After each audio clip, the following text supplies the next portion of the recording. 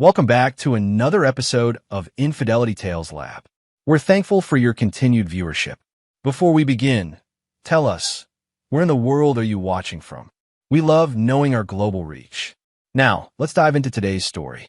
Chapter 1. The Empire's Shadow. Roman Castellano stood at the floor-to-ceiling windows of his father's corner office, watching the city sprawl beneath him like a chessboard waiting for the next move. At 34, he possessed the sharp features of old Italian nobility mixed with the cold calculation of American business. Dark eyes that missed nothing, a jaw that never showed weakness. The Castellano Empire stretched across 3 states, legitimate businesses fronting more profitable ventures that existed in society's gray spaces. Vincent Castellano had built this kingdom from nothing, transforming a small construction company into a sprawling network of enterprises. Construction, waste management, real estate development, private security, all interconnected, all profitable, all requiring the kind of respect that came from understanding power's true nature. Roman had been groomed for this moment since childhood. While other kids play video games, he studied balance sheets. While they went to summer camp, he shadowed department heads, learning every aspect of the business. Vincent had been methodical in his son's education. A king without knowledge is just a target. Roman. Never forget that. The call came at 3:47 a.m. on a Tuesday. Vincent Castellano, age 61, had suffered a massive heart attack in his study, dead before the paramedics arrived. Roman had driven through empty streets to the family estate, his mind already shifting from grief to necessity. Emotion was a luxury he couldn't afford, not when hundreds of employees, dozens of operations, and millions in revenue hung in the balance. The funeral was a masterclass in controlled chaos. Legitimate business associates mingled with men whose handshakes carried the weight of unspoken agreements. Politicians offered condolences while mentally recalculating their allegiances. Roman stood at the graveside, his wife Ava beside him in designer black, her hand resting on his arm in a gesture that looked supportive but felt performative. Ava Morrison had entered his life 5 years ago at a charity gala, a striking blonde with a psychology degree from Columbia and an art gallery in Soho. She moved through high society with practiced grace, understanding exactly how much vulnerability to show, how much mystery to maintain. Roman had been captivated by her intelligence, her ability to navigate his world's complexities without flinching. They'd married after a whirlwind 18-month courtship that felt like destiny. But destiny, Roman was learning, was often just camouflage calculation. The company's headquarters occupied 12 floors of a Manhattan skyscraper, its clean lines and modern artwork hiding the true nature of its business.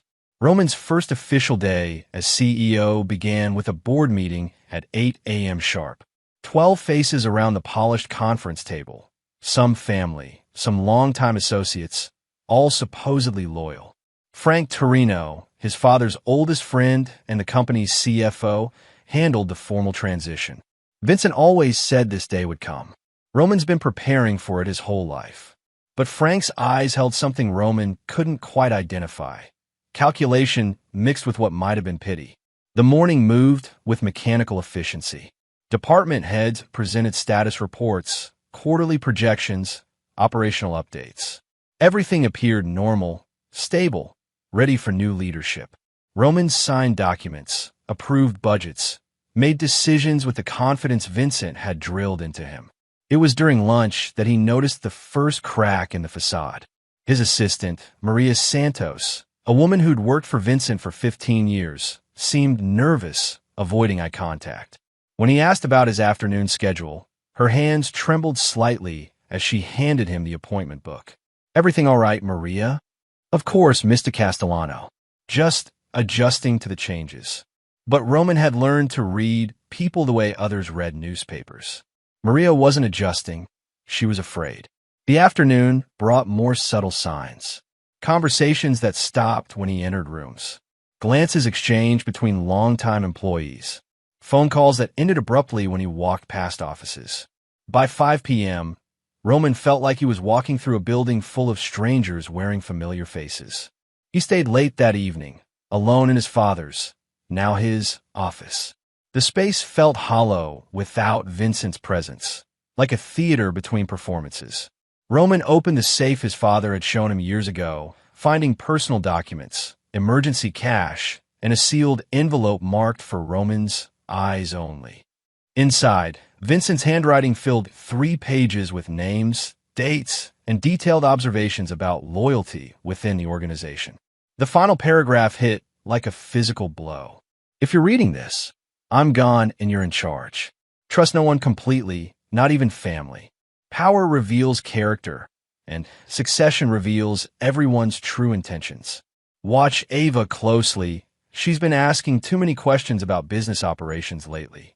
A beautiful woman with expensive tastes and divided loyalties is more dangerous than any competitor. Remember, respect is earned, fear is given, but betrayal is chosen. Choose your responses accordingly. V. Roman set the letter down with steady hands, though his mind raced. Vincent had suspected something, seen patterns Roman had missed. His father's instincts had kept the empire intact for 30 years. They weren't observations to dismiss lightly. The elevator ride to the parking garage felt longer than usual. Roman's BMW waited in its designated spot, but he took a moment before starting the engine, processing the day's revelations. His father was gone. He was now responsible for an empire built on carefully maintained relationships and precisely calculated risks. And according to Vincent's final message, the people closest to him might be planning his destruction. The drive to their Westchester estate took 45 minutes, giving Roman time to compartmentalize his thoughts. The house sat on 12 acres of manicured landscape, its modern architecture suggesting wealth without ostentation. Ava's Porsche was already in the circular driveway. She'd left the office early for a spa appointment. Roman found her in the living room, perfectly dressed despite supposedly spending the afternoon at a spa, nursing a glass of white wine while scrolling through her phone. She looked up with a smile that at first captured his attention. Warm, genuine, designed to make him forget whatever concerns occupied his mind. "How was your first day as the big boss?" Her tone carried playful affection, but Roman now heard something else underneath. A fishing expedition disguised as wifely interest. "Productive," he replied, settling into the chair across from her. "Learning the rhythms, understanding the current projects. And, are you going to make changes?" The question came too quickly, with too much focus. Roman studied his wife's face, looking for tells he'd previously missed. "Some adjustments are inevitable." "Why do you ask?" Ava's laugh sounded forced. "Just curious about your plans. This is a big transition for both of us." They ate dinner on the terrace, conversation flowing around safe topics, the weather, weekend plans, renovations Ava wanted to make to the guest house. But Roman found himself analyzing every word, every gesture, every pause. His father's warning had shifted his perspective like adjusting a telescope's focus. Suddenly, details that seemed normal revealed themselves as potentially significant. After dinner, Ava excused herself for a bath, claiming the day had been stressful. Roman retreated to his study, ostensibly to review quarterly reports, but actually to think. Vincent's letter had been specific about Ava asking questions about business operations. Roman replayed recent conversations, looking for patterns he'd missed. 3 weeks ago, she'd asked about the company's private security division. 2 weeks ago, she'd wondered about the real estate holdings in New Jersey. Last week, she'd inquired about Frank Torino's role in day-to-day operations. At the time, these seemed like natural curiosity from a spouse trying to understand her husband's professional life. Now they felt like intelligence gathering. Roman opened his laptop and began reviewing email traffic from the past month, looking for any communication that seemed out of place. His access to the company's internal systems was comprehensive. Vincent had made sure his heir could monitor every aspect of the business. What he found in Ava's email account made his blood run cold. She'd been corresponding with someone using an encrypted messaging service, discussing contingency plans and timeline adjustments. The timestamps showed these conversations had been happening for months, long before Vincent's death. Roman leaned back in his chair, pieces clicking into place like a combination lock. Ava hadn't just been gathering information. She'd been planning for Vincent's death, preparing for the power transition that would leave Roman vulnerable.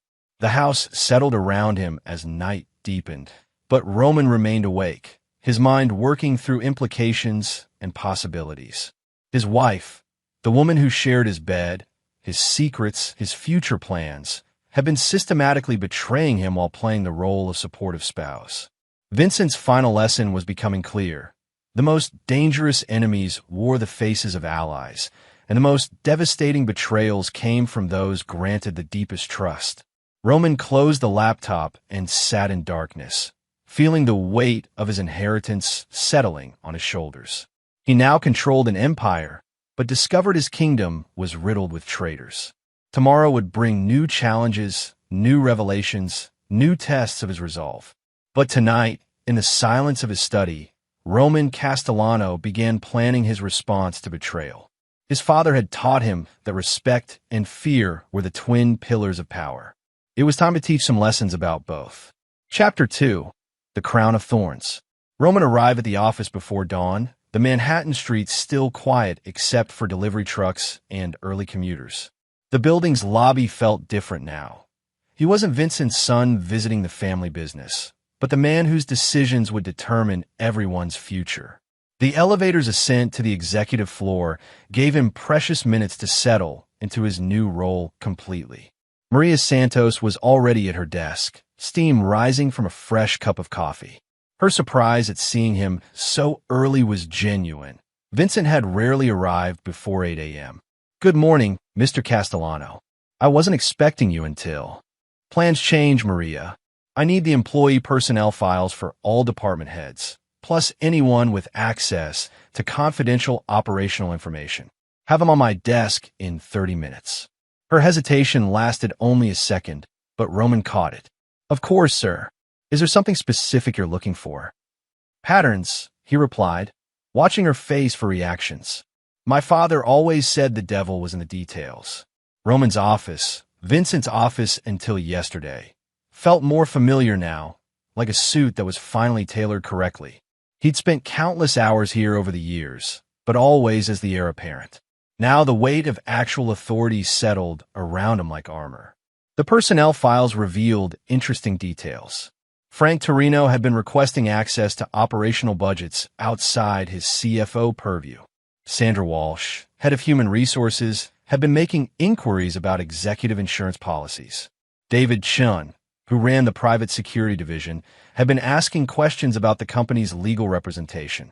Each individual request seemed reasonable in isolation. Together, they painted a picture of people positioning themselves for something significant. Maria returned with coffee and the morning's priority messages.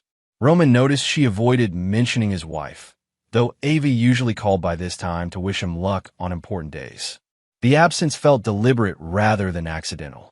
"Has my wife called this morning?" "No, sir." "Should I reach out to Mrs. Castellano?" "That won't be necessary." Roman spent the next 2 hours reviewing the company's organizational structure with fresh eyes. Vincent had built layers of authority that prevented any single person from having complete operational knowledge. But Roman was discovering that several key players had been systematically expanding their access over the past 6 months. The pattern was subtle but clear. Someone had been preparing for a power vacuum, positioning loyal allies to control crucial aspects of the business when Vincent was no longer there to maintain oversight. Frank Torino knocked on his door at 10 a.m. sharp, carrying a leather portfolio and wearing the expression of a man about to deliver difficult news. "Roman, we need to discuss some operational concerns that have come up." "What kind of concerns?" Frank settled into the chair across from Roman's desk, his movements careful and measured. "Several department heads have been expressing uncertainty about the transition. Nothing personal, you understand, but your father had very specific ways of handling certain aspects of the business. Meaning some of our more sensitive operations require a particular kind of oversight. Experience with the nuances involved." Frank's tone suggested he was trying to be diplomatic while delivering an ultimatum. Roman leaned back in his chair, studying the man who'd been his father's friend for 3 decades. "Frank, are you suggesting I'm not capable of running my own company?" Not incapable, just inexperienced with certain complexities. Perhaps it would be wise to maintain the current operational structure while you learn the ropes. The conversation continued for 20 minutes, Frank carefully outlining a transition plan that would leave Roman with a CEO title but strip him of actual authority over key operations. It was a polite coup disguised as helpful guidance. "I'll consider your recommendations," Roman said finally, his tone giving no indication of his thoughts. Frank seemed satisfied with this response. "Take your time. These decisions shouldn't be rushed." After Frank left, Roman called David Shun to his office. The security division head was a former Marine who joined the company 5 years ago, bringing military precision to protecting company assets and personnel. Roman had always respected David's straightforward approach. "David, I need you to run background checks on several employees. Quietly, thoroughly, and with complete discretion." David's expression didn't change. "Any particular reason for concern?" "Call it due diligence. I want to understand who's been asking questions about operations outside their departments. Should I include family members in this review?" The question hung between them like a challenge. David knew exactly what he was asking, and his willingness to ask it suggested either complete loyalty or complete betrayal. "Include everyone," Roman said finally. "And David, this conversation never happened." "Understood." Lunchtime brought an unexpected visitor. Ava appeared in his office doorway with takeout from his favorite Italian restaurant, dressed in a way that suggested she'd put considerable thought into her appearance. "Thought you might be too busy to eat," she said, setting containers on his desk with practiced efficiency. "Thoughtful of you." Roman watched her movements, noting the subtle tension in her shoulders. "How was your morning?" "Productive. I had a meeting with the gallery's new investor, then lunch with Diana Morrison." She mentioned her sister casually, but Roman caught the significance. Diana worked for a competing real estate development firm. They ate in companionable silence for several minutes before Ava shifted to her real purpose. "Frank stopped by the house last night after you went to sleep. He seemed concerned about something." Roman kept his expression neutral. "What kind of concerns?" "He mentioned that some of the senior staff are worried about continuity. Apparently, there are aspects of the business that require specialized knowledge." Ava's choice of words echoed Frank's earlier conversation almost exactly. "And what do you think about these concerns?" Ava's smile was perfectly calibrated, supportive but slightly worried. "I think you're incredibly capable, but maybe there's wisdom in transitioning slowly. Your father built something remarkable, and preserving that legacy should be the priority." Roman finished his meal, while Ava outlined a vision of gradual transition that would keep him safely isolated from real operational control. Her argument was logical, well-rehearsed, and completely designed to neutralize him as a threat to whatever plan was already in motion. "I appreciate your perspective," he said when she finished. "Family support means everything during times like this." Ava's relief was visible. "I'm glad you see it that way. We're in this together, after all." After she left, Roman sat alone with the implications of what he'd just heard. His wife and his father's oldest friend were coordinating their approach, using identical language and arguments. The conspiracy against him was deeper and more organized than he'd initially suspected. David Chin returned at 4 p.m. with preliminary findings that confirmed Roman's worst fears. "Sir, the background checks revealed some interesting patterns. Several employees have been in regular contact with outside parties over the past 6 months. Financial records show unexplained deposits in personal accounts. Phone records indicate coordination that extends beyond normal business relationships." "How many people are we talking about?" "At least 12 in positions of authority, possibly more. The pattern suggests a well-organized effort to undermine your succession." Roman absorbed this information without visible reaction. "And family members?" David's pause spoke volumes before he answered. "Mrs. Castellano has been meeting regularly with Tony Marchetti." The name hit Roman like a physical blow. Tony Marchetti was his cousin, Vincent's nephew, and someone who'd always believed he should inherit control of the family business. More importantly, Tony had been like a brother to Roman growing up. They'd shared secrets, dreams, and ambitions. How regularly? Weekly meetings for the past 3 months. Always in private locations, always using personal vehicles rather than company cars. Roman stared out the window at the city below, processing the magnitude of the betrayal. His wife and his cousin, the two people he'd trusted most completely, had been planning his downfall while he grieved his father's death and prepared to honor Vincent's legacy. David, I need you to arrange comprehensive surveillance on everyone we've discussed. I want to know where they go, who they meet, what they say. Can you handle that without compromising operational security? Absolutely. Should I include contingency plans for if the situation escalates? What kind of contingencies? David's military background showed in his tactical thinking. Physical security for you and your assets. Isolation protocols for hostile actors. Neutralization strategies if necessary. Roman considered this for a long moment. Vincent had always said that business was war conducted by other means, but Roman was beginning to understand that sometimes war was simply war. Prepare the contingencies, but don't implement anything without my direct authorization. Understood, sir. As evening approached, Roman made a decision that would have been unthinkable 24 hours earlier. He called his personal attorney, requesting an immediate review of all legal documents related to the company structure, his marriage, and his father's estate. The pieces were becoming clear. Ava and Tony had been preparing for Vincent's death, positioning themselves to manipulate Roman's inexperience and grief. They'd recruited allies within the company, promised benefits to those who supported their coup, and systematically undermined his authority before he'd even assumed it. But they'd made one crucial miscalculation. They'd assumed Roman would react with emotion rather than calculation, that grief would make him vulnerable rather than focused. They'd never considered that Vincent's son might possess the same ruthless intelligence that had built the empire they were trying to steal. Roman left the office that evening with a new understanding of his position. He wasn't just inheriting a business.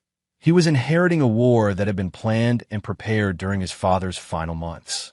The enemy had taken the field, chosen their positions, and expected easy victory over an unprepared opponent. They were about to discover their mistake. The drive home took him through Queens, past neighborhoods where Vincent had first learned the rules of power and respect. Roman found himself thinking about those early lessons, understanding now why his father had been so insistent on teaching him that loyalty was earned through strength, never through weakness. Tomorrow would bring new challenges, new revelations about the scope of the conspiracy against him. But tonight, Roman Castellano was no longer Vincent's grieving son. He was a man who'd inherited a crown of thorns and was prepared to wear it. The war for his empire was about to begin. Chapter 3. The Resignations Symphony. Roman entered his office the next morning to find 32 resignation letters arranged on his desk like a coordinated assault. Each envelope was identical. Expensive paper, formal letterhead, precise timing. The symbolism was unmistakable. His supposed allies had chosen this moment to abandon ship, leaving him isolated and presumably powerless. Maria Santos stood in the doorway, her face pale with what Roman now recognized as guilty knowledge. They were delivered by messenger service at 7 a.m., sir. All at once. Roman picked up the first letter, Frank Torino's resignation, effective immediately. The language was professionally respectful, but emotionally cold, citing philosophical differences regarding operational direction and concern for the company's future stability. Sandra Walsh from Human Resources had written 3 paragraphs explaining her difficult decision to pursue other opportunities. David Chin's letter was characteristically brief. Effective immediately, I am resigning my position as head of security. Best wishes for your future endeavors. One by one, Roman read through the carefully crafted betrayals. Department heads, senior managers, longtime family associates, all presenting identical reasoning for their sudden departure. The coordination was flawless, the timing devastating. But Roman felt no devastation. Instead, cold calculation settled over him like armor. His enemies had just revealed themselves completely, abandoning subtlety for dramatic effect. They'd expected shock, panic, desperate attempts to negotiate their return. Instead, they'd given him a comprehensive list of everyone who needed to be destroyed. Maria, cancel all my morning appointments and get my wife on the phone. Tell her I need to see her immediately. Should I try to reach any of the department heads? Perhaps there's been some misunderstanding. No misunderstanding, Roman interrupted. They've made their positions clear. Ava arrived within 30 minutes, her expression carefully crafted to suggest concerned confusion. She wore a charcoal gray suit that made her look both professional and sympathetic. The perfect outfit for comforting a husband whose world was supposedly collapsing. Roman, what's happening? Maria said there was some kind of emergency. Roman gestured to the resignation letters spread across his desk. 32 resignations. All delivered this morning. All citing the same concerns about my leadership capabilities. Ava's performance was flawless. Shock, followed by outrage, followed by protective anger. That's outrageous. How dare they abandon you during such a difficult time? Interesting choice of words.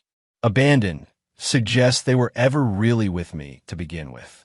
Roman watched his wife process this comment, seeing her recalibrate her approach in real time. What do you mean?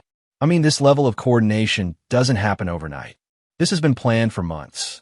He leaned back in his chair, studying her face. The question is whether you're as surprised as you're pretending to be. For just a moment, Ava's mask slipped. Roman saw calculation replace confusion, strategy override emotion. Then the performance resumed, but he'd seen enough. Roman, you're obviously under enormous stress. Maybe you should consider that some of these concerns might be legitimate.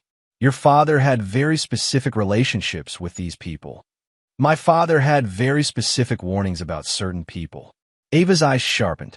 What kind of warnings? Roman stood and walked to the window, letting silence build between them. When he spoke, his voice carried a new edge. Not the grief-stricken son she'd been manipulating, but something harder and infinitely more dangerous. Ava, do you remember our second date? You asked me what I'd learned from my father about business. I told you he taught me that the most important skill in leadership was recognizing when people were lying to you. I remember. What does that have to do with? I'm very good at recognizing lies now. Roman turned to face her directly. And I've been lied to extensively by people I trusted completely. The silence stretched between them like a blade. Ava's composure held, but Roman could see her mind racing through options, assessing risks, preparing new strategies. If you have something to say to me, just say it. Roman smiled. Not the warm expression she was used to, but something cold and predatory. I'm saying that everyone who resigned today made a serious miscalculation. They assumed I'd be weak, that I'd panic, that I'd beg them to reconsider their decisions. And you won't. I don't negotiate with traitors. The word hung between them like a declaration of war. Ava's careful composure finally cracked, revealing the intelligence and calculation that had been hidden beneath years of performance. Roman, you're making a mistake. These people aren't your enemies. They're trying to protect something your father spent his life building. Maybe you should listen to their concerns instead of assuming conspiracy where none exists. Where's Tony? The question came without warning, catching Ava off guard. What? My cousin Tony. Where is he this morning? How would I know where Tony is? Roman opened his desk drawer and pulled out photographs David Chun had provided, images of Ava and Tony meeting in coffee shops, restaurants, parking garages. Months of secret meetings documented in stark black and white. Ava stared at the photos without speaking, her face cycling through emotions before settling on cold resignation. The performance was finally over. How long have you known? Does it matter? Roman spread the photos across his desk like playing cards. The question is whether you're going to continue lying or start explaining. Ava sat down heavily, her careful posture dissolving into something more genuine and infinitely more dangerous. Your father was 71 years old and running a business that required someone half his age. Tony has been handling most of the real operational decisions for the past 2 years. And you thought he should inherit instead of me. I thought the business should be run by someone who understood it completely. Ava's voice carried no apology, only pragmatic calculation. You've been kept away from the sensitive operations, Roman. You know the legitimate businesses, but you don't understand how everything really works.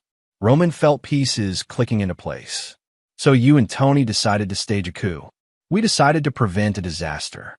Ava leaned forward, her intelligence finally visible without pretense.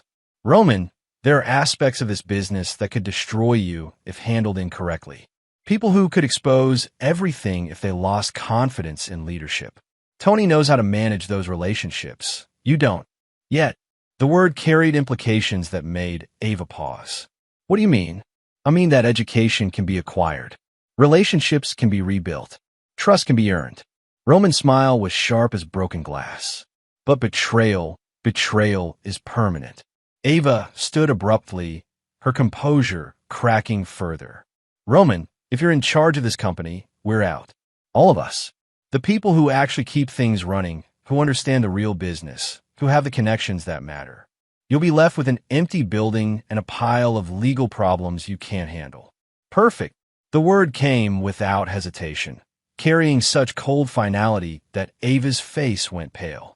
No way. Perfect, Roman repeated, standing to face his wife directly. Because now I know exactly who my enemies are, what they're planning, and how they've been positioning themselves. You just handed me a complete list of everyone who needs to be removed.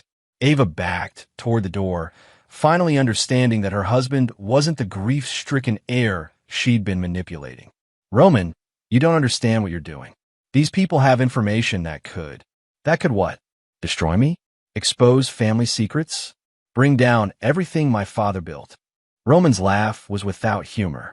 Ava, do you think Vincent Castellano's son reached adulthood without learning how to handle dangerous people with dangerous information? You're making a mistake. The only mistake I made was trusting people who were already planning my destruction. Roman walked around his desk, advancing slowly. But that's a mistake I'll never make again. Ava fumbled for the door handle, her carefully planned coup dissolving into desperate retreat. This isn't over, Roman. You can't run this business alone. I won't be alone. I'll have loyal people around me. People who understand that betrayal has consequences. And what about us? What about our marriage? Roman's expression didn't change. Our marriage ended the moment you started planning with Tony. Everything since then has been theater. Ava left without another word, her heels clicking against the marble floor like a countdown timer. Roman remained standing by his window, watching the city below and feeling the weight of absolute clarity. His enemies had revealed themselves completely, abandoning subtlety for what they'd assumed would be a decisive strike.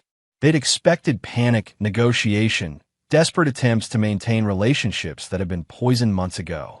Instead, they'd freed him from any obligation to show mercy. Roman returned to his desk and began making phone calls. Not to the people who'd resigned. They were already dead to him. Instead, he called contact his father had made over 30 years of careful relationship building. Lawyers, accountants, investigators, security specialists. People who understood that loyalty was rewarded and betrayal was punished. By noon, Roman had assembled a team of professionals who owed their primary allegiance to Vincent Castellano's memory and his son's future. By evening, he would have comprehensive intelligence on every aspect of the conspiracy against him. And by tomorrow, the war for his empire would begin in earnest. Maria Santos appeared in his doorway as afternoon shadows lengthened across the office. Mr. Castellano? Should I prepare termination paperwork for the employees who resigned? No need, Maria. They've already terminated themselves. Roman looked up from the strategic notes he'd been making. But I do need you to prepare new contracts for their replacements. We're going to rebuild this company with people who understand loyalty and the operational issues they mentioned, the sensitive aspects of the business. Roman's smile was cold as winter. Those will be handled by people who understand that some lessons are only learned once. The Resignations symphony had played its final note. Now it was time for Roman Castellano to compose a very different kind of music, one that would teach his enemies exactly what happened to those who mistook grief for weakness. Chapter 4. The Hunter's Education.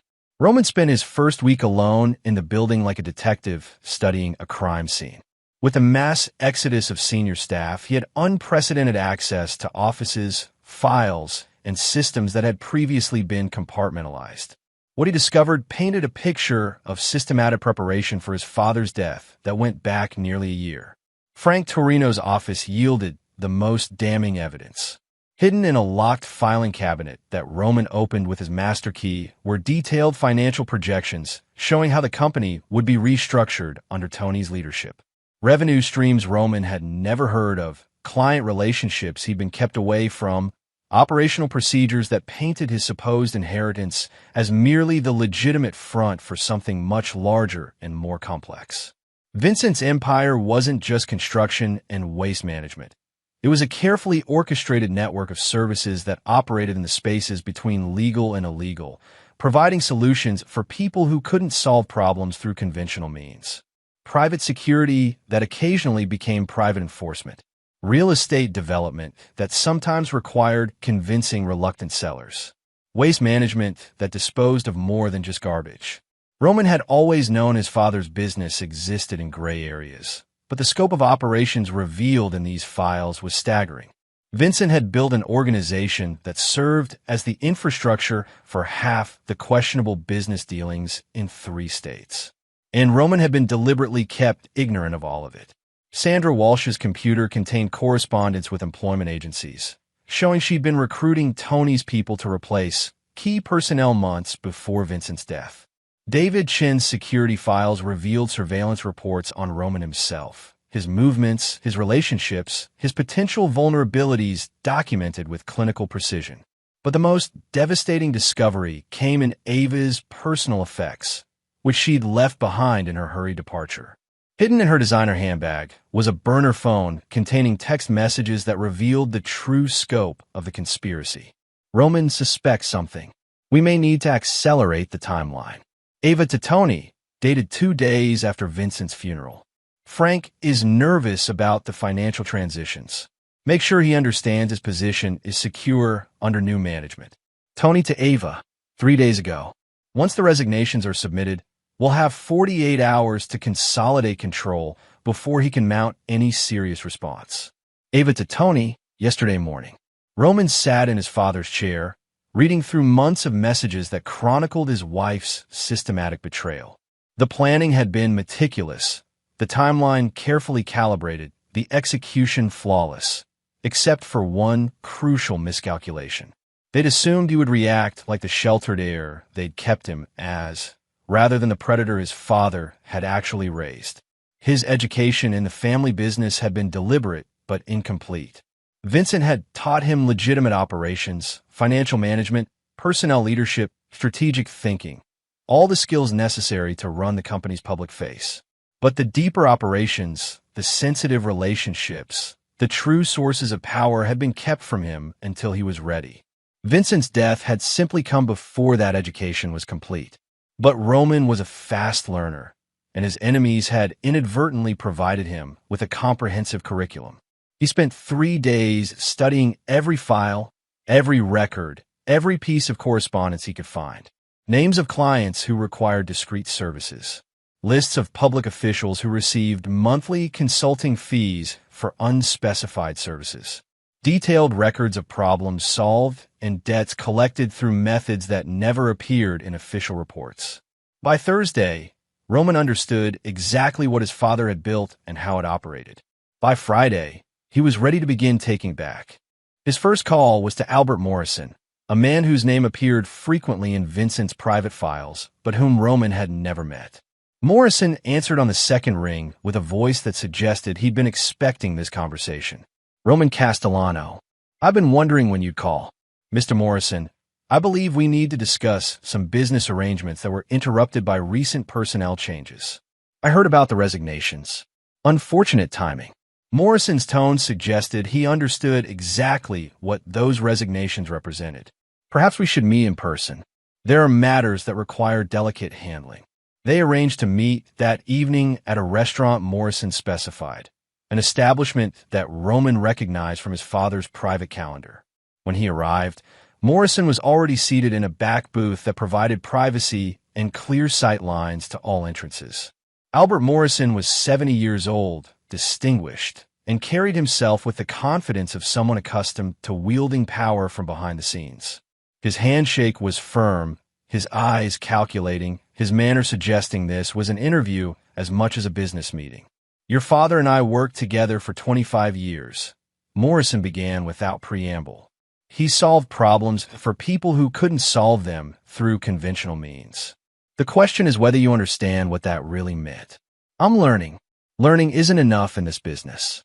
Understanding is essential, but commitment is everything." Morrison leaned forward. "Roman, the services your father provided required absolute discretion, complete reliability, and the kind of judgment that comes from understanding consequences. Can you provide those qualities?" Roman met the older man's gaze directly. "Mr. Morrison, my father's death was the beginning of a carefully planned coup designed to strip me of everything he built. The people who organized that coup made one crucial error.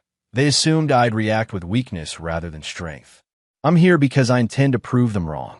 Morrison smiled for the first time. "Good. Because the alternative to working with you is working with Tony Marchetti, and that boy has always confused ambition with capability." Over the next 2 hours, Morrison outlined a network of relationships that Vincent had spent decades building. Judges who owed favors for problems quietly resolved. Politicians who'd received campaign contributions in exchange for regulatory flexibility. Business leaders who needed assistance with competitors or unions or legal complications that couldn't be addressed through normal channels. Your father never left evidence, never made threats, never did anything that could be traced back to official business. But when people needed certain kinds of problems to disappear, they came to Vincent, and he delivered results. What kinds of problems? The kind that end careers, destroy reputations, or send people to prison if they're not handled correctly. Morrison's expression was serious. "Roman, are you prepared to inherit that level of responsibility?" Roman thought about Ava's betrayal, Tony's coup, the systematic dismantling of everything Vincent had built. He thought about 32 resignations designed to leave him powerless and isolated. He thought about years of being kept from understanding his own heritage. "Mr. Morrison, I'm prepared to inherit everything my father built, and I'm prepared to use it. Then we should discuss your immediate problems." Tony has been reaching out to our mutual contacts, suggesting that the transition wasn't as smooth as originally planned. He's positioning himself as the more experienced alternative. "And what do you think of his position?" Morrison's laugh was cold. "I think Tony Marchetti is an ambitious child who never understood that this business is built on trust earned over decades. He assumes he can inherit Vincent's relationships through intimidation and promises he's not equipped to keep. Meaning he's already made mistakes that are going to cost him dearly. And you're going to help me ensure those costs are extracted properly." Roman felt pieces clicking into place. "What kind of mistakes?" "The kind that happen when someone tries to manage sensitive operations without understanding the full scope of what's involved." Morrison leaned back. Tony has been promising continuity to clients while fundamentally misunderstanding how their problems were actually solved. He's created vulnerabilities that your father would never have allowed. Over the next hour, Morrison detailed a situation that was spiraling beyond Tony's control. A federal judge who'd received assistance with a gambling problem was now being pressured for favorable rulings. A city councilman who needed help with a DUI was being asked to approve contracts he couldn't legally support. A construction company owner who'd required labor negotiation assistance was being pushed to accept terms that would expose the entire operation. Tony believes that fear is the only tool necessary for control. He never learned that sustainable power comes from being indispensable rather than threatening. And these clients are becoming nervous. These clients are becoming desperate. And desperate people make terrible decisions that expose everyone involved. Morrison's expression grew serious. "Roman, within 2 weeks, Tony's approach is going to create a crisis that could bring down everything your father built. Unless someone intervenes." Roman understood the opportunity being presented. "What kind of intervention?" "The kind that demonstrates you understand how this business really works. The kind that shows these clients why Vincent Castellano's son is someone they should trust." Morrison smiled. the kind that ensures Tony Marchetti learns the cost of overreaching. They spent another hour discussing specifics, names, dates, leverage points, and strategic approaches. Morrison provided Roman with contact information for Vincent's key clients, along with detailed briefs on their situations and needs. Your father always said that information was the most valuable currency in any negotiation. He collected it carefully, used it sparingly, and never wasted it on personal vendettas. Morrison stood to leave, but he also said that betrayal required consequences severe enough to deter future betrayals. And what kind of consequences did he have in mind? Morrison's smile was sharp as broken glass, the kind that ensure his enemies never forget the lesson. Roman left the restaurant with a comprehensive understanding of both opportunity and responsibility. His enemies had assumed that stripping away the company's senior leadership would leave him powerless. Instead, they'd given him direct access to the true sources of power his father had spent decades cultivating. Tony was overplaying his hand, Ava was overestimating her importance, and Frank was discovering that financial knowledge without operational understanding was worthless. But Roman now had both. The drive home took him through neighborhoods where Vincent had first learned the rules of power and consequence. Roman found himself thinking about those early lessons, understanding now why his father had been so insistent on teaching him that respect was earned through results, not promises. Tomorrow would bring the beginning of his real education in family business. But tonight, Roman Castellano was no longer the sheltered heir his enemies had underestimated. He was a man who'd inherited both an empire and the knowledge to use it. The hunter had become the hunted. Now it was time to reverse those roles permanently. Chapter 5. The Web Unravels. Roman's new understanding of the family business transformed his perspective completely. What had seemed like devastating betrayal now appeared as strategic opportunity. His enemies had isolated themselves from their power base, while providing him with complete intelligence on their plans and capabilities. The key was patient execution rather than emotional reaction. Monday morning brought Roman's first test of his expanded knowledge. Judge Harrison Blackwell called the private number Morrison had provided, his voice tight with anxiety that suggested Tony's inexperience was already creating problems. "I need to speak with Vincent's successor about a sensitive matter that's becoming complicated. This is Roman Castellano. What can I do for you, Your Honor? There's a situation developing that requires the kind of careful handling your father specialized in. Unfortunately, the person who's been representing your organization lately doesn't seem to understand the nuances involved." Roman had studied Judge Blackwell's file over the weekend.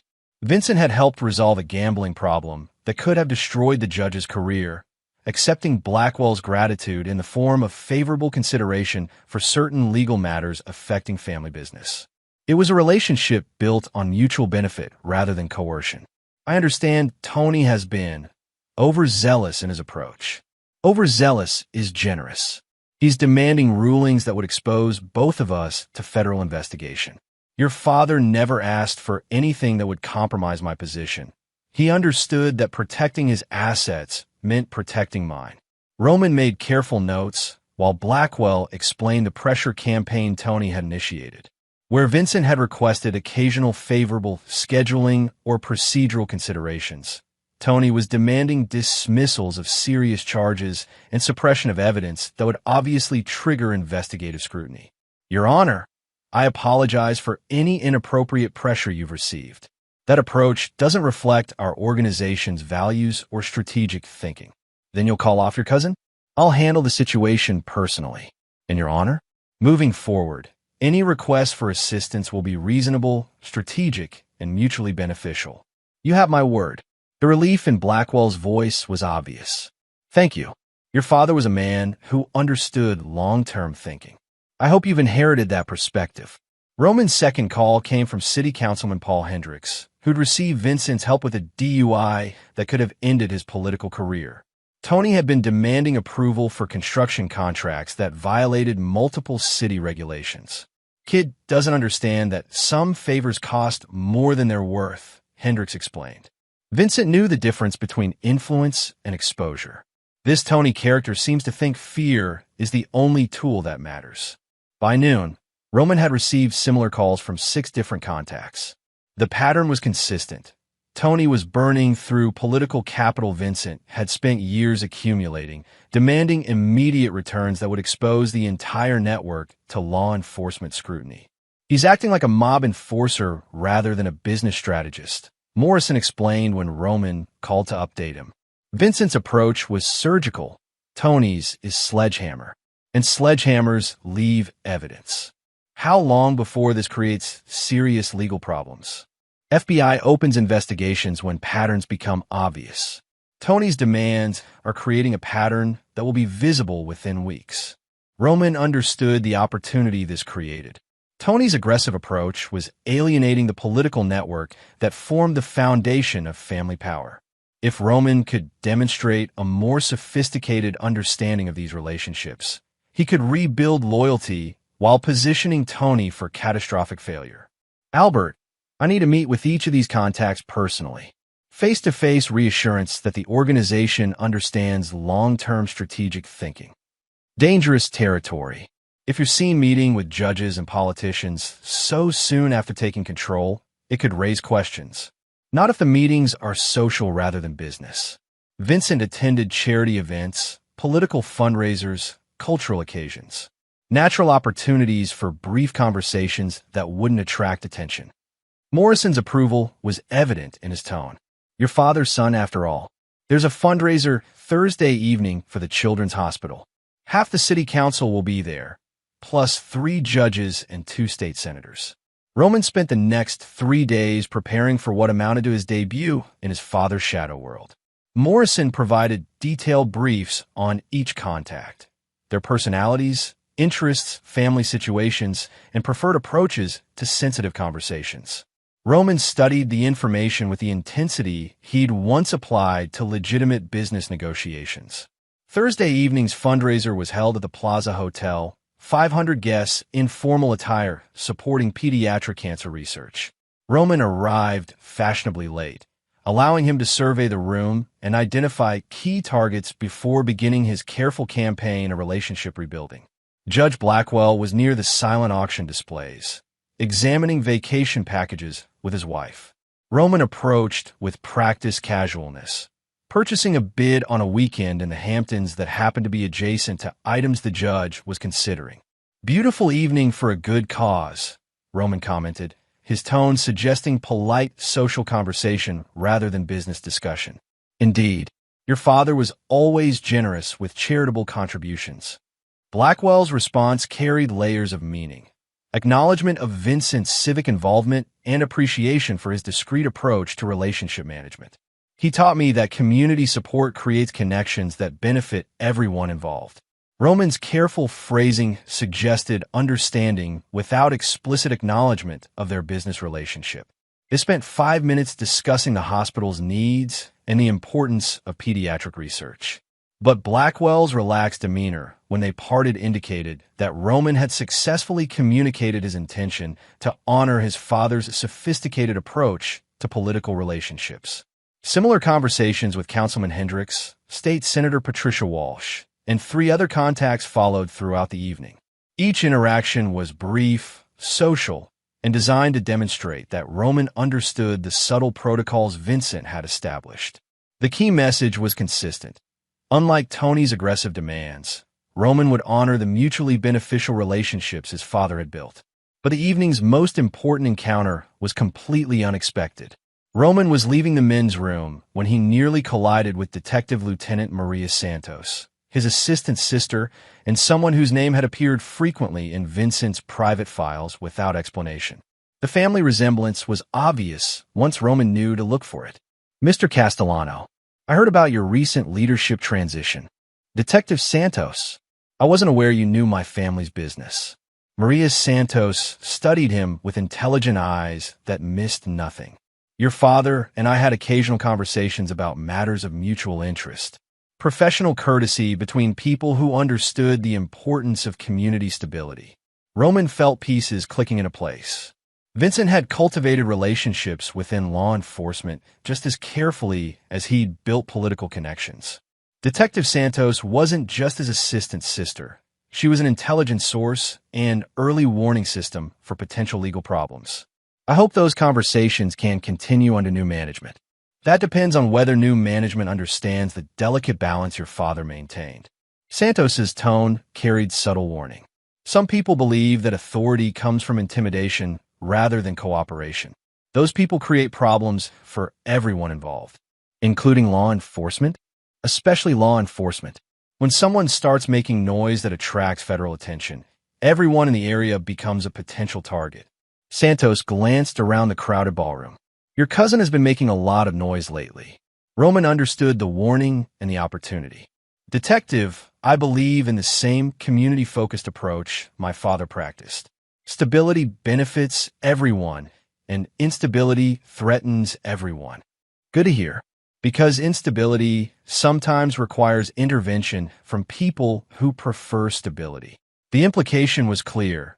If Tony's reckless approach created federal heat, Detective Santos would be forced to take protective action that could include targeting anyone associated with family business.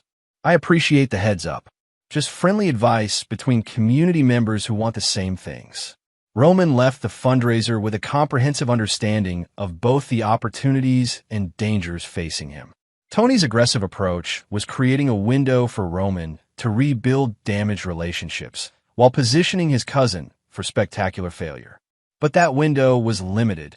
If Tony's recklessness triggered federal investigation, everyone connected to family business would become potential targets.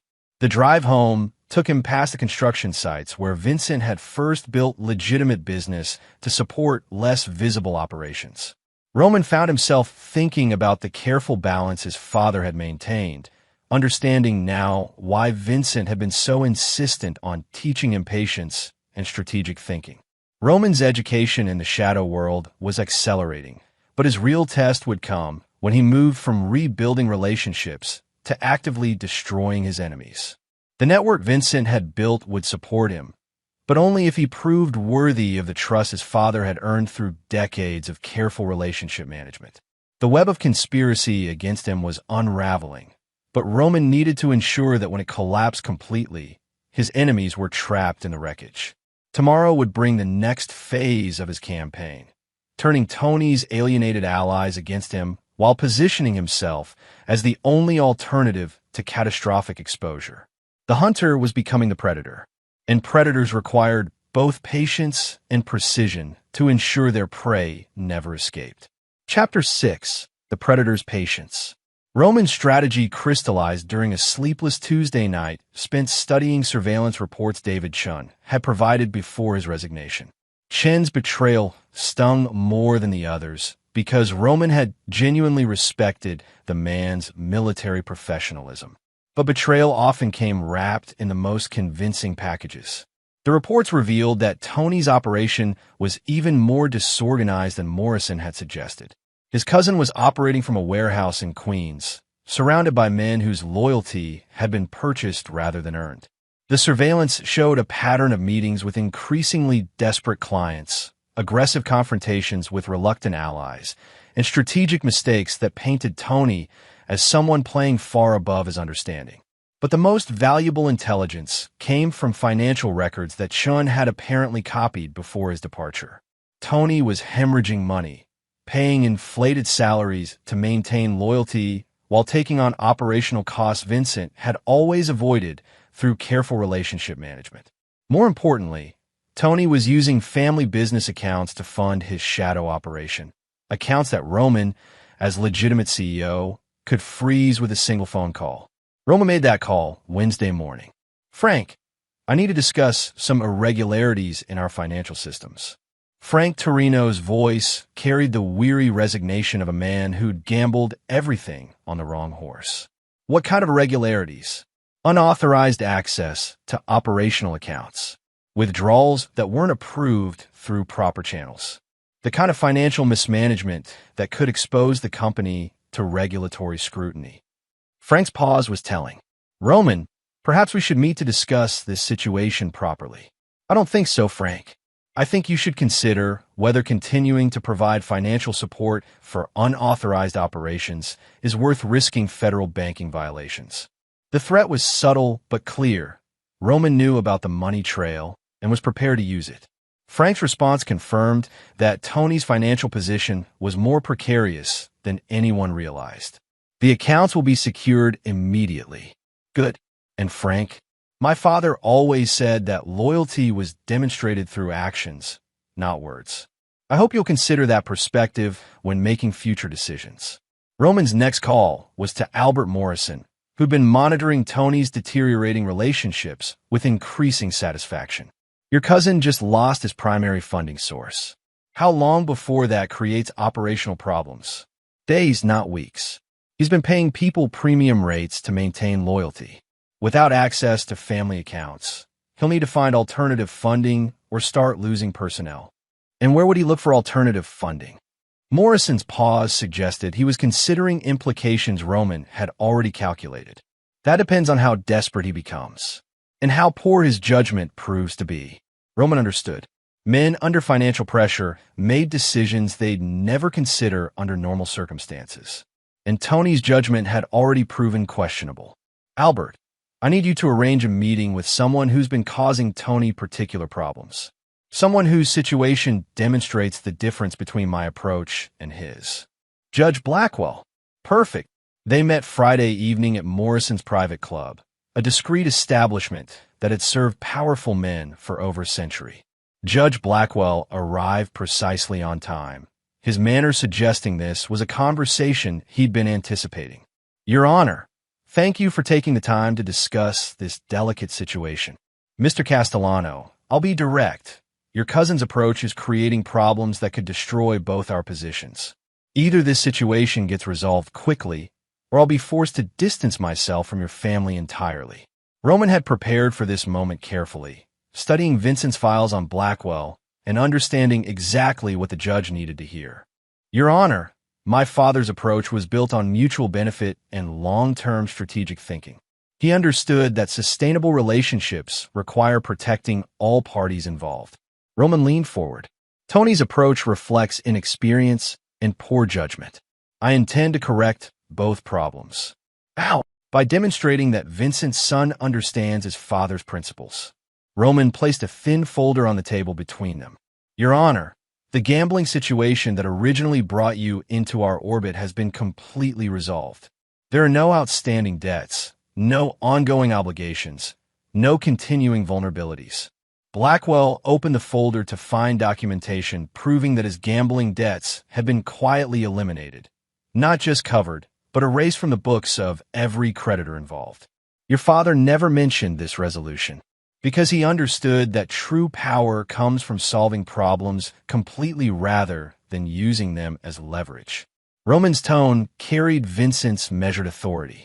Your Honor, our family doesn't collect judges as assets. We build relationships with people who share our commitment to community stability. Blackwell studied the documents with obvious relief. And what about your cousin's demands? What demands? As far as I'm concerned, you don't owe our family anything beyond the professional courtesy one community leader shows another. The judge's expression transformed from anxious calculation to genuine appreciation. Your father's son indeed. However, Roman continued, his tone sharpening slightly. Tony's reckless behavior has created a situation that threatens everyone involved. I need your help to resolve that situation permanently. What kind of help? Roman placed a second folder on the table. Tony has been making financial demands that violate both banking regulations and federal racketeering statutes. If someone were to file a formal complaint about systematic extortion attempts, Blackwell examined the documents, carefully recorded evidence of Tony's threats and demands, presented in language that would be immediately recognizable to federal prosecutors. This is enough to trigger a RICO investigation, which would expose everyone involved, including people who've done nothing wrong. Roman's expression was serious. Unless the investigation could be narrowly focused on specific individuals who've been operating outside established protocols. The judge understood immediately. A federal investigation that targeted Tony specifically rather than the entire network, would eliminate Roman's primary competitor while protecting the relationships Vincent had built. This would require careful coordination with federal authorities. I have reason to believe federal authorities are already interested in Tony's activities. Detective Lieutenant Maria Santos mentioned that his aggressive approach was attracting unwanted attention. Maria Santos is a good cop. If she's concerned about community stability, that's significant. Blackwell closed both folders. What timeline are we discussing? Tony's financial resources have been significantly reduced as of this morning. Desperation leads to increasingly poor judgment. I expect he'll make mistakes within days that will provide the evidence necessary for formal charges. And you're certain this approach will protect the broader network? Roman's smile carried Vincent's cold calculation. Your Honor, my father spent 30 years building relationships based on mutual benefit and strategic thinking. I intend to honor that legacy while removing people who threaten it. They spent another hour discussing details, timing, evidence requirements, protective measures for legitimate business operations. When Judge Blackwell left, Roman felt the satisfaction of a plan clicking into perfect alignment. Tony's aggression had alienated political allies, his financial pressures were mounting, and his operational security was compromised by inexperience. Now federal law enforcement would be watching for the mistakes that desperation would inevitably produce. But Roman's campaign wasn't complete without addressing the personal betrayals that had made this war necessary. Saturday morning brought a call from Ava's divorce attorney, a predictable development that Roman had been preparing for since discovering her conspiracy with Tony. Mr. Castellano, my client, is prepared to discuss an equitable division of assets acquired during your marriage. Your client is prepared to negotiate her surrender terms, you mean? The attorney's pause suggested Ava hadn't been entirely forthcoming about the circumstances of their separation. Perhaps we could meet to discuss this situation more completely. That won't be necessary. Ava chose to abandon our marriage in favor of a conspiracy with my cousin. She's welcome to whatever assets she brought into the relationship, but she won't be taking anything that belongs to my family. Mr. Castellano, New York is an equitable distribution state. Your wife is entitled to. My wife is entitled to whatever a federal judge decides she's entitled to after reviewing evidence of her systematic betrayal of spousal privilege and conspiracy to defraud family business assets. Roman had spent weeks preparing for this conversation, assembling documentation that would make Ava's divorce demands impossible to pursue without exposing her to serious criminal charges. I think there's been some misunderstanding. No misunderstanding. Your client participated in conspiracy, wire fraud, and attempted extortion. If she wants to pursue divorce proceedings, she's welcome to explain those activities to a federal magistrate. The attorney ended the call without further discussion. Within hours, Roman received a text from Ava's personal phone. We need to talk. His response was immediate. No, we don't. By Sunday evening, Roman had successfully isolated Tony financially, positioned him for federal investigation, and neutralized Ava's ability to claim any portion of family assets. The network of relationships Vincent had built was being carefully restored under Roman's leadership, while his enemies found themselves trapped in consequences of their own creation. But the campaign's final phase would require moving beyond defensive strategy to active elimination of threats. Tony's desperation was predictable, but desperate men were often most dangerous when they had nothing left to lose. Roman spent Sunday night in his father's study, surrounded by Vincent's private files and strategic notes. Tomorrow would bring the beginning of the end for his enemies, but victory required ensuring they never had opportunity for revenge or recovery. The predator had shown patience. Now it was time to demonstrate precision. Chapter 7. The First Strike. Monday morning brought news that confirmed Roman's strategic assessment. Tony had attempted to rob a legitimate family business account and triggered automatic federal banking alerts. The desperation Roman had predicted was manifesting exactly as planned, but faster than even he had anticipated. Detective Lieutenant Maria Santos called Roman's private line at 8 a.m., her voice carrying the professional efficiency of someone delivering expected intelligence. Your cousin made some poor decisions over the weekend. Federal banking investigators are now involved in what started as a simple accounting irregularity. How unfortunate for Tony. How fortunate for people who prefer stable community relationships. Santos's tone suggested this conversation was being recorded for protective purposes. Mr. Castellano, federal investigations have a way of expanding beyond their original scope.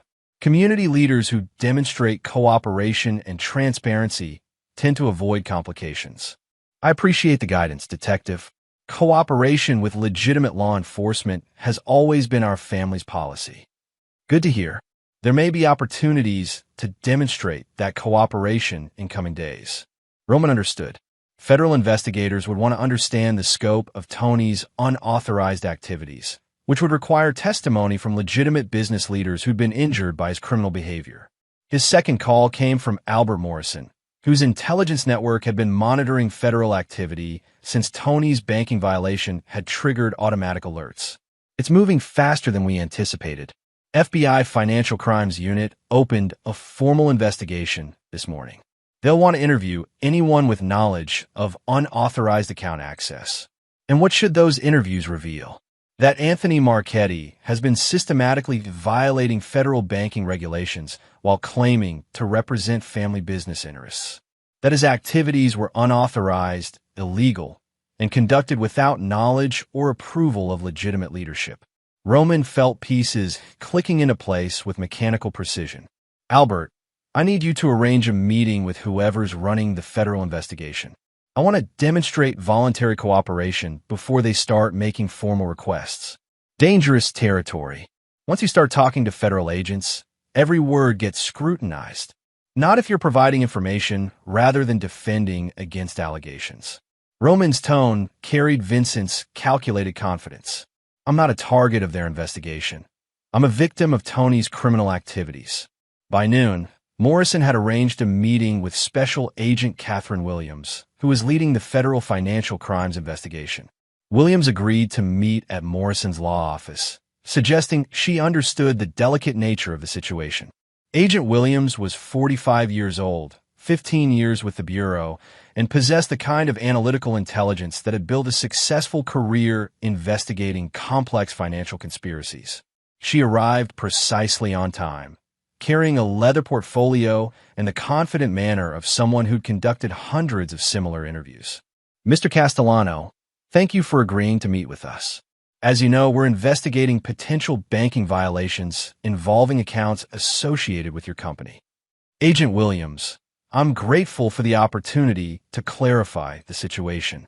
My cousin's unauthorized activities have created serious problems for our legitimate business operations. Williams opened her portfolio and consulted notes that suggested she'd already conducted extensive preliminary investigation.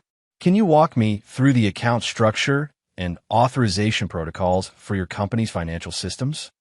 Roman spent 30 minutes providing detailed information about legitimate business operations, account access procedures, and internal controls Vincent had established to prevent unauthorized transactions.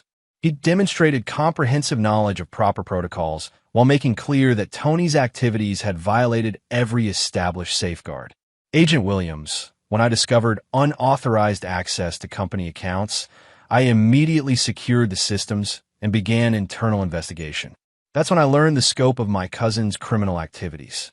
What kind of activities? Roman provided carefully documented evidence of Tony's unauthorized withdrawals, systematic account manipulation, and attempts to forge authorization documents. The evidence painted a picture of escalating financial crimes that had accelerated after Vincent's death. Mr. Castellano, these documents suggest your cousin was planning some kind of financial takeover of family business assets.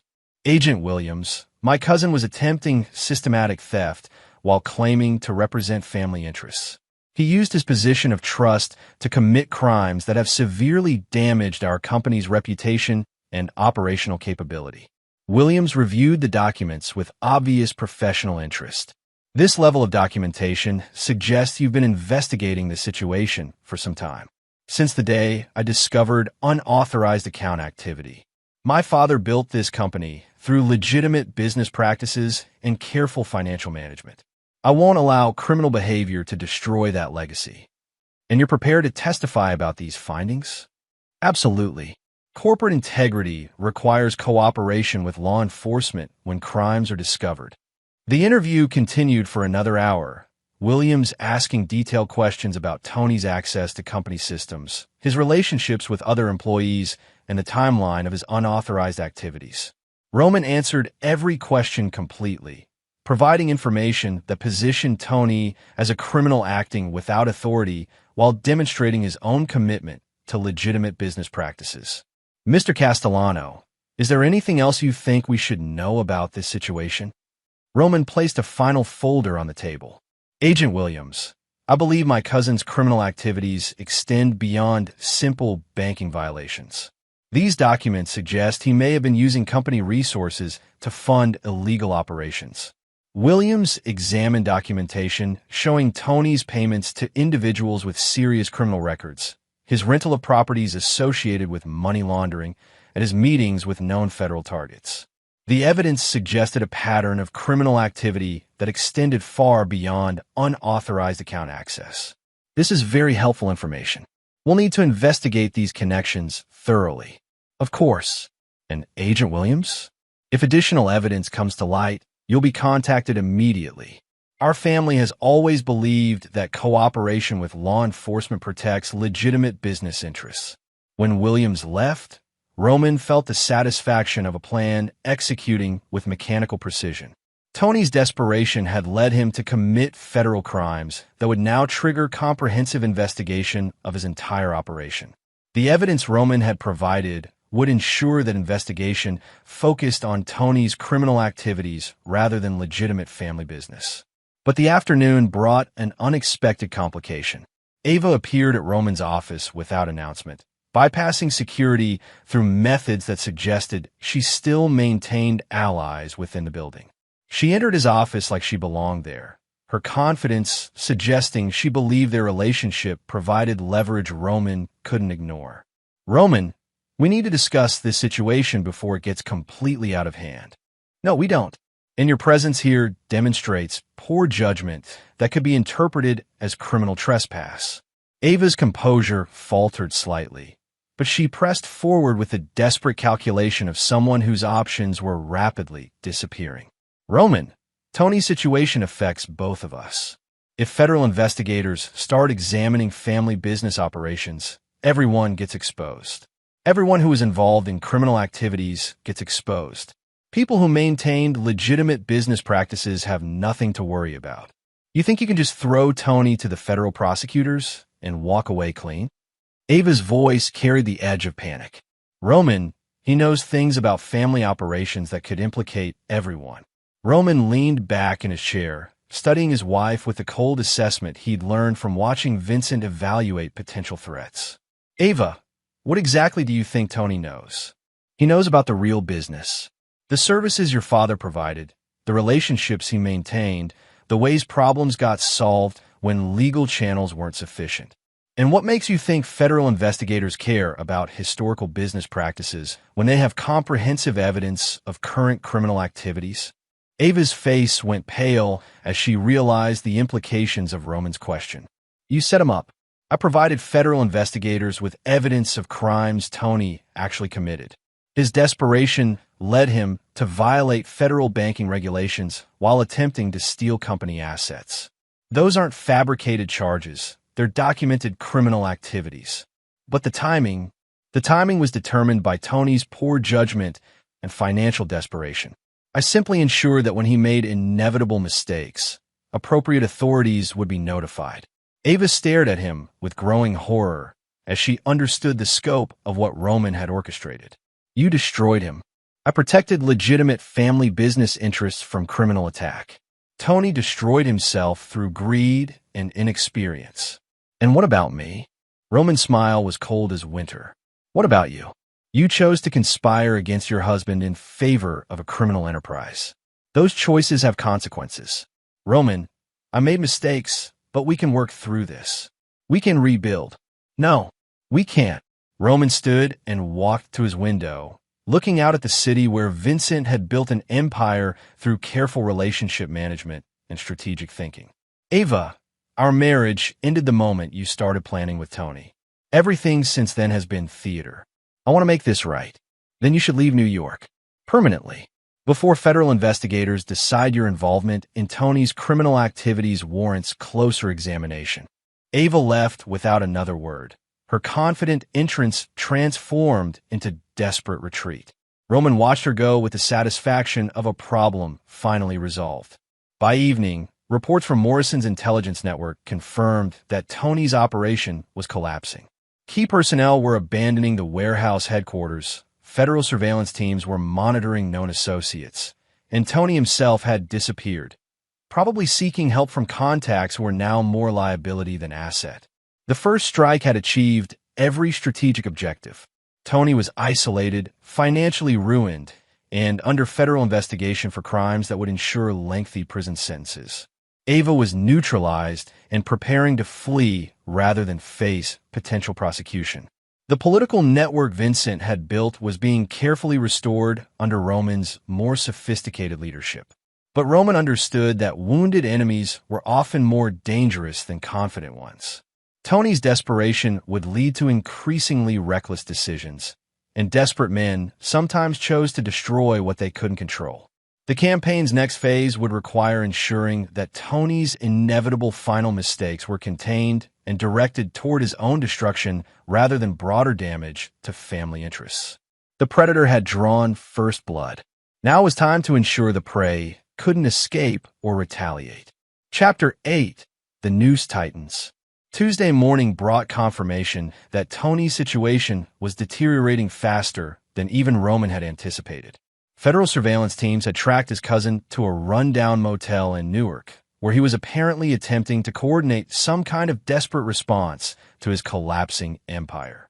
But desperation made men unpredictable, and unpredictable men posed risks that required careful management. Roman's first call came from Detective Santos, whose voice carried the urgency of someone dealing with an escalating situation.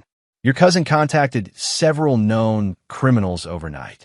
The kind of people who solve problems through violence rather than negotiation. How much of a threat are we discussing? The kind that could create collateral damage if not handled properly. Roman, desperate men with criminal connections sometimes choose to settle scores rather than accept defeat. Roman understood the warning. Tony's connection to violent criminals meant his final moves might target Roman personally rather than limiting themselves to business competition. Detective, what kind of protective measures would you recommend? The kind that demonstrate community leaders take threats seriously while cooperating fully with law enforcement response. Translation: increase personal security while ensuring any violence could be traced directly to Tony's criminal associations rather than legitimate family business. Roman's second call was to Morrison, whose legal expertise would be crucial for navigating the increasingly complex situation. Albert, Tony's desperation is creating potential complications. I need comprehensive legal protection and strategic guidance for managing violent threats. How violent are we talking? The kind that might require physical response rather than legal maneuvering. Morrison's pause suggested he was calculating risks and opportunities with the same analytical precision Vincent had taught Roman to apply to strategic problems. Roman, there are protocols for handling threats from criminal organizations. Legal protocols that protect legitimate business leaders while ensuring appropriate law enforcement response. What kind of protocols?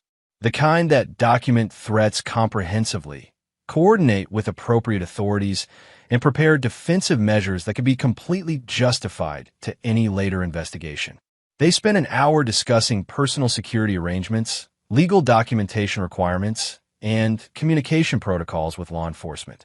Morrison's approach was methodical and thorough, designed to ensure Roman's safety while maintaining his position as a legitimate business leader defending against criminal attack. But Roman's most important conversation that morning was with someone he never expected to become an ally. David Chun called Roman's private line at 11 a.m., his voice carrying the professional efficiency that had made him valuable before his betrayal. Roman, I need to discuss Tony's current activities. The situation has developed beyond what any of us anticipated. David, you resigned from family employment to join Tony's operation. Why would I discuss anything with you? Because Tony's planning something that could get people killed, including you. Roman felt ice forming in his veins. Explain. Tony hired 3 men from a crew in Brooklyn, professional criminals with experience in targeted violence. He's paying them to send a message about challenging his authority. What kind of message? The permanent kind. Roman, he's lost perspective completely. He believes killing you will consolidate his control over family operations. Roman processed this information with the analytical calm Vincent had drilled into him during countless strategic discussions. Tony's desperation had led him to cross the line from financial crime to planned murder, a development that created both opportunities and enormous dangers. David, why are you telling me this? Because I signed up to work security for a business transition, not to participate in murder.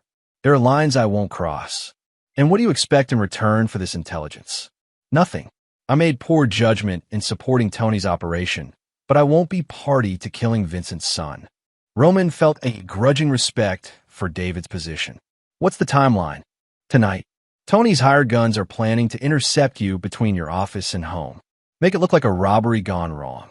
Location, probably the Queensboro Bridge approach. Limited visibility, multiple escape routes. Easy to stage a car accident that turns violent. Roman spent the next hour coordinating with Morrison and Detective Santos to arrange appropriate response to Tony's planned attack. The legal framework was clear. A legitimate business leader defending against criminal assault had every right to protective measures, including private security and law enforcement coordination. More importantly, Tony's decision to hire professional killers had elevated his criminal activities to a level that would justify federal racketeering charges and potential life sentences. But Roman's response would need to be carefully calibrated to ensure Tony's violent intentions were documented and neutralized without creating broader complications for family business operations. By afternoon, Roman had assembled a comprehensive plan that would turn Tony's assassination attempt into the final evidence needed to destroy him completely. Detective Santos arranged for undercover surveillance of the planned ambush location, ensuring law enforcement would have comprehensive documentation of Tony's criminal conspiracy. Morrison coordinated with federal prosecutors to ensure the assassination attempt would trigger additional charges that would eliminate any possibility of Tony ever threatening family interests again. And Roman arranged for private security that would ensure he survived the evening, while providing opportunities for Tony's hired killers to demonstrate their criminal intentions to watching law enforcement. At 6 p.m., Roman left his office following his normal routine, driving his usual route toward the Queensboro Bridge. But his BMW was equipped with bulletproof glass and reinforced armor, while 3 unmarked vehicles carrying federal agents and private security personnel followed at discreet distances. The ambush came exactly where David Chun had predicted. 2 vehicles attempted to box Roman's BMW on the bridge approach, while a third accelerated from behind to force a collision that would disable his car and provide opportunity for the planned assassination. But federal surveillance teams were recording every moment, while Roman security personnel were prepared to respond with overwhelming force. The ambush lasted less than 3 minutes. Tony's hired killers found themselves surrounded by federal agents and private security teams, their weapons confiscated, their communications monitored, and their employer's location tracked through surveillance equipment they hadn't detected. By 8 p.m., Tony Marchetti was in federal custody facing charges that included conspiracy to commit murder, racketeering, witness intimidation, and financial crimes.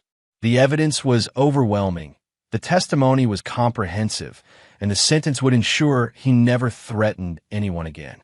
Roman returned to his office that evening to find a message from Agent Williams requesting a meeting to discuss his cooperation with the federal investigation into Tony's criminal organization. The tone suggested appreciation for Roman's assistance rather than suspicion about his activities. But the evening's most satisfying moment came when Roman received a call from Frank Torino, whose voice carried the desperate calculation of a man who'd gambled everything on the wrong side.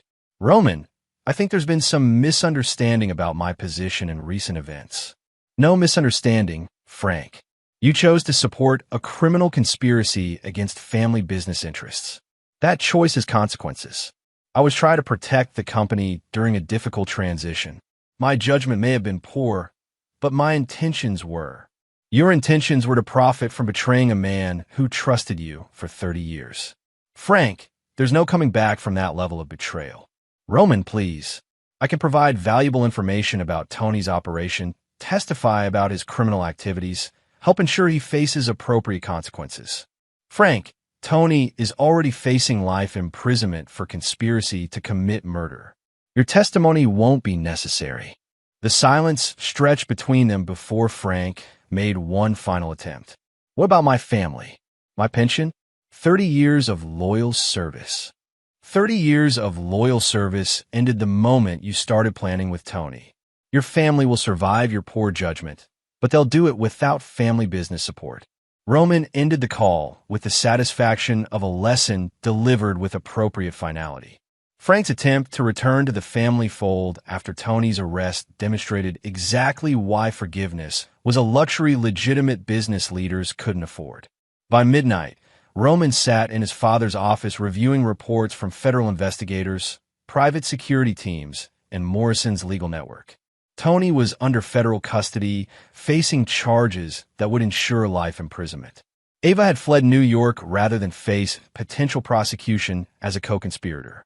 Frank Torino and other betrayers were isolated and powerless, their careers destroyed by association with criminal activities. The network of relationships Vincent had built was being restored under Roman's leadership, but with improved security and strategic protections that would prevent future betrayals.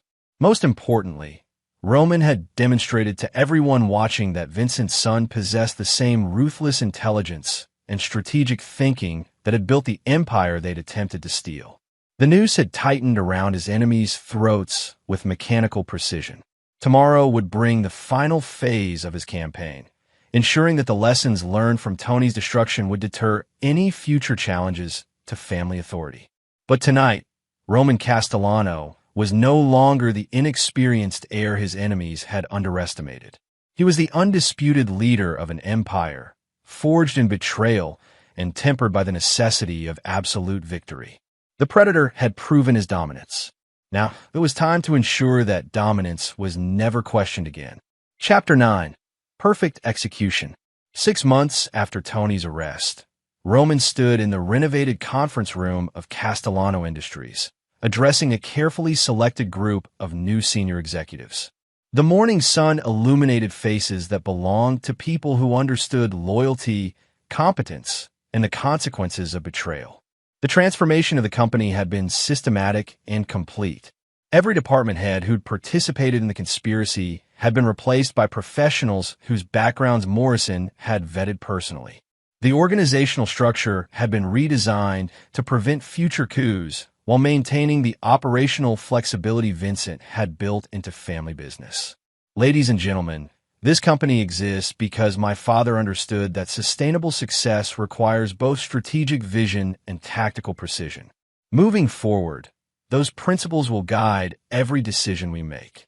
The new CFO was Maria Santos, Detective Santos's younger sister, whose MBA from Wharton and background in forensic accounting made her ideally suited for managing complex financial operations.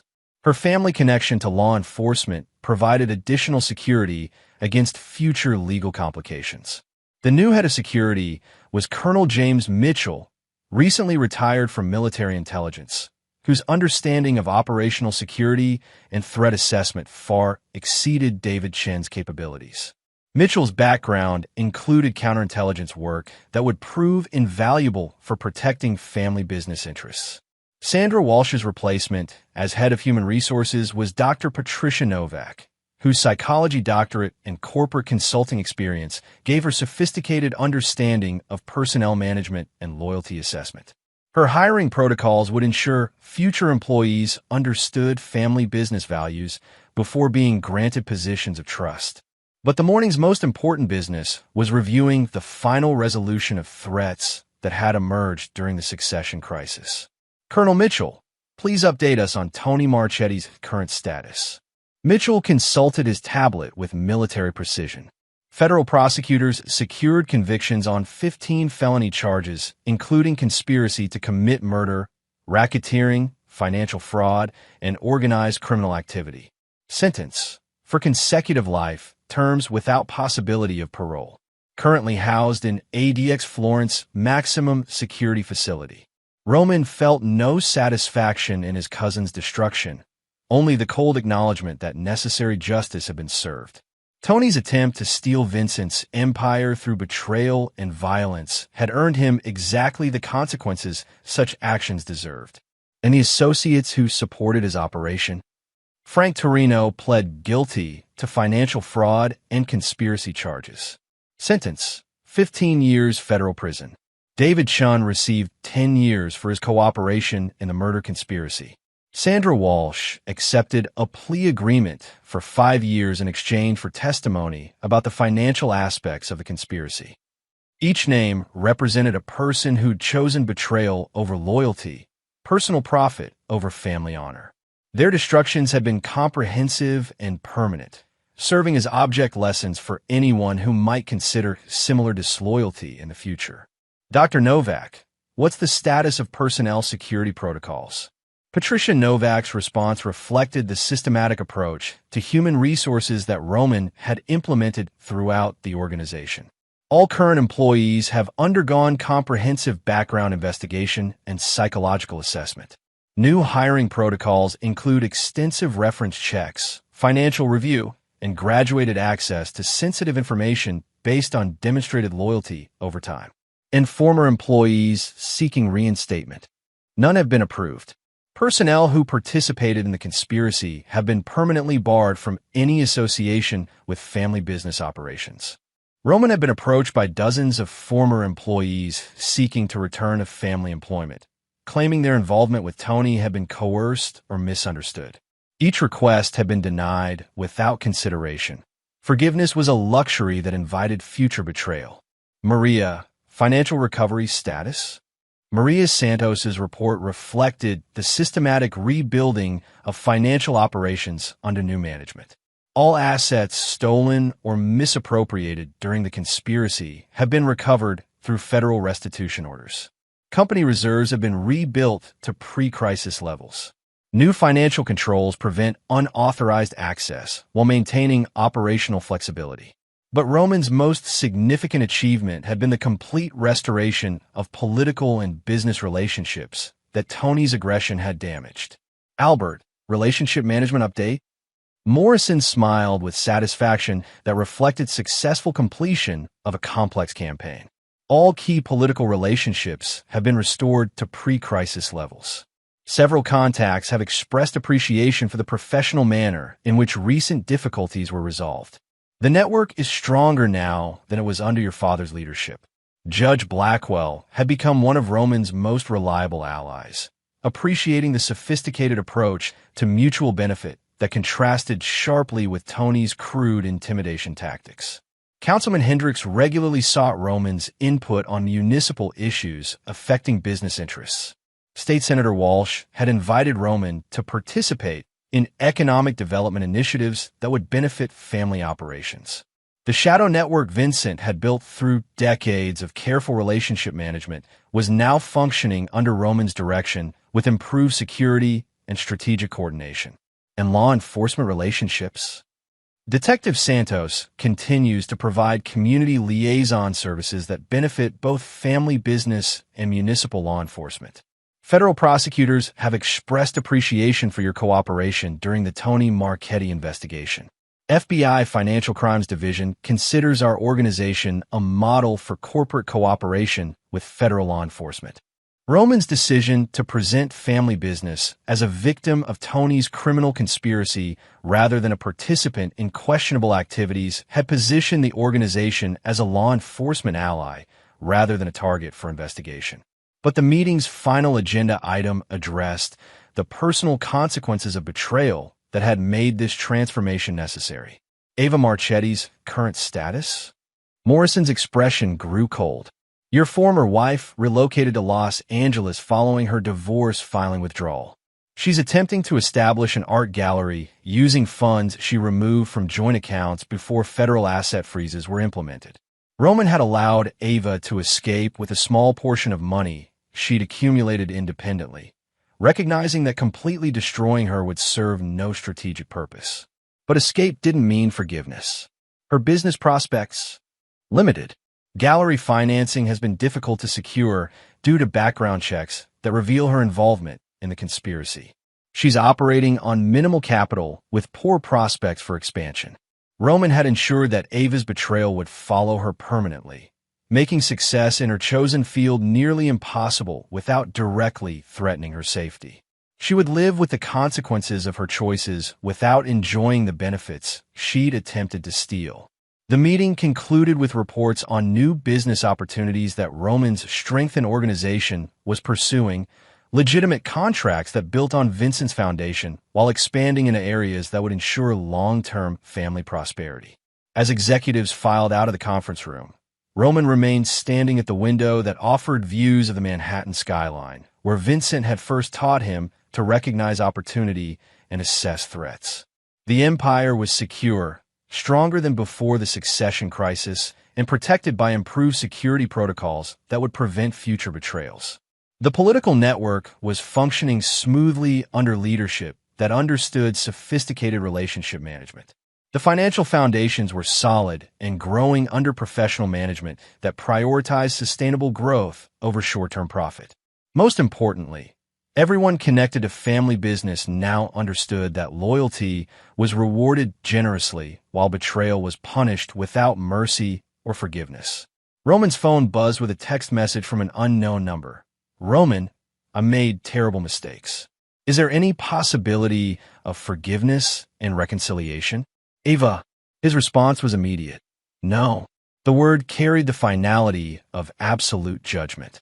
Ava had chosen betrayal over loyalty, conspiracy over marriage, personal profit over family honor. Those choices had consequences that would last forever, regardless of regret or desperation. Roman deleted the message and blocked the number, erasing the last connection to a woman who demonstrated that beautiful faces often concealed poisonous intentions. As afternoon shadows lengthened across his office, Roman reviewed the strategic position he'd achieved through systematic destruction of his enemies. Tony would spend the rest of his life in maximum security prison, his criminal empire dismantled and his associates scattered or imprisoned. Frank Torino and other conspirators faced lengthy sentences that would ensure they never threatened family interests again. Ava lived in exile, her betrayal following her like a curse that would prevent success or happiness. The lessons were clear and comprehensive. Loyalty to the Castellano family was rewarded with prosperity and protection, while betrayal was met with destruction so complete that mercy became irrelevant.